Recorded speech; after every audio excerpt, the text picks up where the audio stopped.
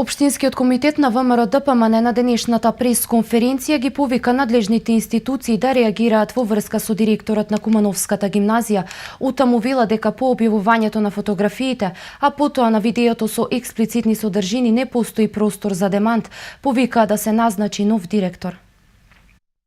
Општинскиот комитет на ВМРО ДПМН Куманово на денешната пресконференција реагираше дека после дадената изјава на директорот на Кумановската гимназија Гоце Делчев Горан Димитриевиќ пред неколку дена за медиумите, како и после како што велат видеото кое излезе на социјалните мрежи, нема ниту трага ниту глас од директорот.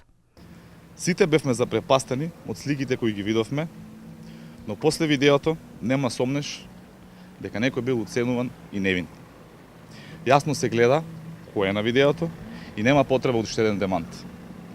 Срамно е да се објавуваат видеа и фотографии со експлицитни содржини од сексуален карактер.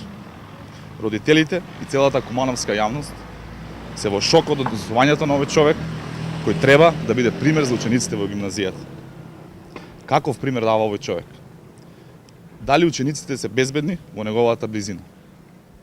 Дали човеков има маниакални тенденции само на интернет и по социјални мрежи, или истото го практикува и во реалниот живот?